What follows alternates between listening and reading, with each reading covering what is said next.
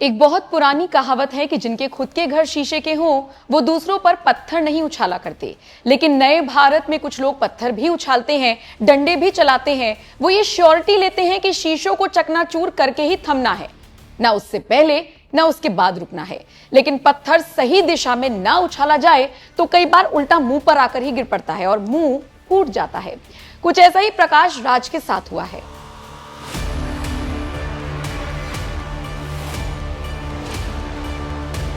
Actor जबरदस्त, acting जबरदस्त, लेकिन इंसान उतने ही पस्त। कुछ ऐसे हैं प्रकाश राज। जिसने इनकी एक्टिंग पर खड़े होकर ताली बजाई, उन सब ने इनकी विचारधारा को देखकर इन्हें गाली खिलाई। कम ये भी नहीं है, ऐसा कौन सा दिन गया है भला जब इन्होंने मोदी सरकार, बीजेपी, आरएसएस को कोसा नहीं हो, गाली ना दी हो, यहां तक कि हिंदुओं की आस्था को चोट पहुंचाने में कभी पीछे ना हटे हों। लेकिन अब बेचारे नप गए हैं। नापा भी किसने है जानते हैं? नहीं, बीजेपी ने नहीं, आरएसएस ने नहीं, हिंदुओं ने भी नहीं, ना मोदी ने भी नहीं। अदालत में एक मामला पहुंचा और ये बुरी तरीके से फंस गए। जानते हैं क्यों, कैसे, कब, कहां? मैं आपको बताती हूं। इनके ऊपर 1, 2, 3 नहीं बल्कि कई सारे वोटर आईडी कार्ड होने का आरोप लगा है। प्रकाश राज के पास 1 से ज्यादा वोटर आईडी कार्ड, 3 राज्यों की मतदाता सूची में पकड़ा गया नाम। बेंगलुरु की अदालत ने जारी किया गैर जमानती वारंट। पूरी कहानी को जानने के लिए फ्लैशबैक में चलिए। साल 2019 की बात है। साल 2019 में प्रकाश राज ने बेंगलुरु मध्य सीट से लोकसभा का चुनाव लड़ा था।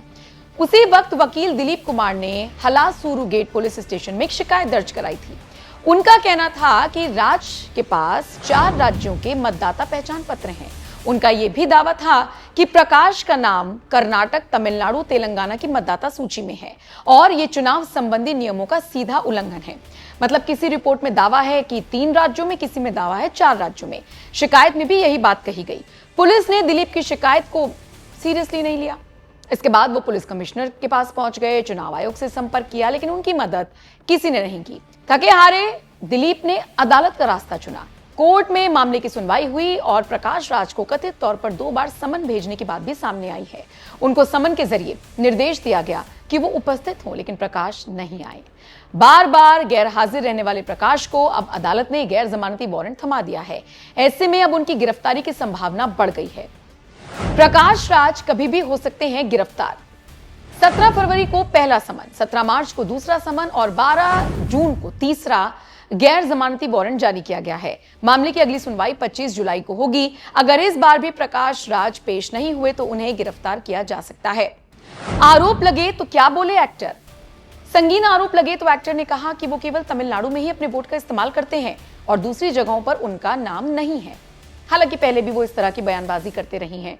सवाल यह है कि वो कोर्ट के सामने क्यों नहीं जा रही हैं।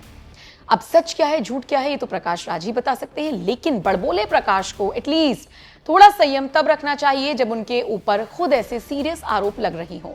खुद को anti Modi, anti Shah, anti BJP, anti RSS बताने वाले प्रकाश राज अब जब खुद फंसे हैं तो फिर इस पर अब आपकी क्या राय है? कमेंट सेक्शन में आप अपनी राय हमें जरूर दें और बाकी खबरों के लिए एनएमएफ न्यूज देखते रहिए।